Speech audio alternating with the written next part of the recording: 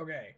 Hopefully the microphone works this time. The last two times the microphone wasn't even working because Microsoft is big dum dum and they can't get their microphone settings under control. I'm just kidding. It was with Lenovo. Lenovo had a mute button on their computer. Anyway, today's video is on projects. Now, my main demographic for these videos are men, but women can benefit from them too, I guess. But anyway, think twice about deleting stuff from your projects that you have because you'll never know when those things will be useful. I know that's really great advice, Wyatt. That's incredible. But really, I'm saying when you have a project and then there's something of value in that project, or not value because just you value it, but like you have literal dollars sitting there in that project, it is then it makes no logistical or financial sense to get rid of that thing just to start a new page, right? Sometimes it's necessary for some people, but I would avoid it at all costs because what if you need that thing, or what if that thing can get you out of a situation later? Always keep it around because you'll never know when it will become useful, or you have the time to finish that project, right? I just spent 3 8-hour shifts at my work scraping Windows keys off these computers that are just going to be trashed and thrown away. I figured out that they might not even be able to transfer because some keys are able to be transferred. Retail keys are, but keys that came with the computer itself generally are not. So I found out that after doing all this research into knowing what code I needed to use to put in a command prompt, and then disabling the key afterward. So if someone were to get their hands on the motherboard, they wouldn't be able to use the key anymore. After doing that, I wanted to transfer it, but it didn't work because I was stupid and the key just didn't transfer over to the new computer and didn't accept it. Well, that was too bad because then I deleted the screenshots of those keys. And here I am needing those keys again because I might have found another way. That really sucks because those keys are almost like 20 bucks a piece from a super shady website. So I'm risking my own money and risk of malware infested Microsoft keys. I don't even know what people can do that. But there's a lot of money down the hole because of that.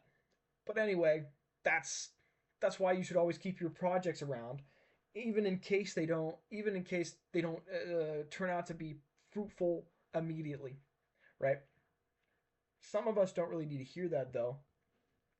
Some of us need to learn how to get rid of projects. Now, that's something that I don't really know a whole lot about because I will never get rid of a project unless I have thoroughly found a way to, or thoroughly found out that I cannot solve it with the stuff that I have right now, or I need to buy a super expensive thing.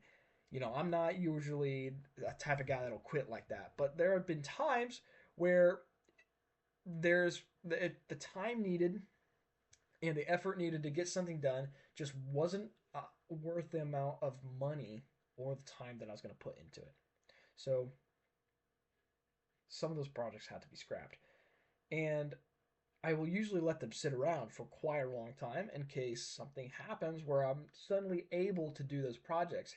Because again, there's financial, I don't even know, paraphernalia, stuff that you can sell, stuff that is valuable to another person or yourself or your future self down the line. That's just that you're just going to be thrown away as soon as you don't feel like it or you don't feel like doing it. That's not a really great way to live personally because I feel like you should always be living with that realm of possibility of that will happen someday or that could happen someday.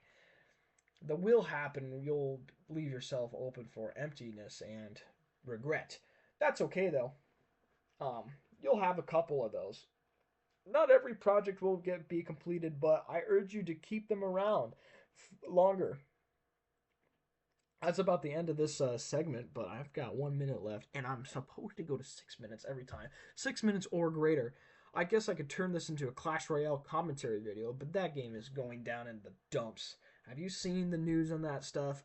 The recent update is okay. It's better, but man, that game is not good.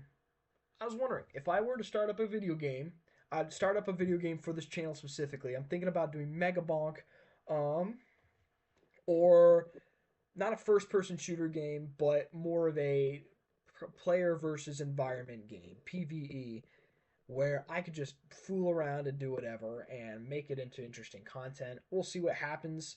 I don't know.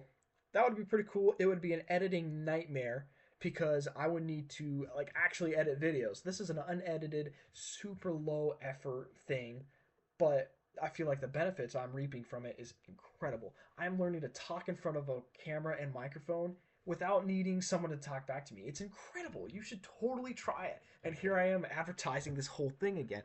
It's just great. It's just great because my vocabulary and my speaking skills have skyrocketed. It's incredible. Look, we're already at 6 minutes. This 6 minutes, I haven't even thought about what we need to talk about. Haven't even thought about it. I just think of oh, that was an interesting thing. Like the missing Windows keys happened to me 5 minutes ago. Well, 7 minutes ago now. Like right before this video, I'm like, okay, I just need to make a video about this. Yes, it's about me complaining. And that's one of my pet peeves is someone goes online and makes a video just to complain. And I don't want to steer in that direction because I just sound like a cranky old ginger that doesn't has no place. It gets pretty tiring after a while. So, new rule, stop complaining in the videos. No one wants to hear it. Nobody wants to hear it. You're not going to subscribe for that. Anyway, I'm way over my time limit. That's my 2 cents.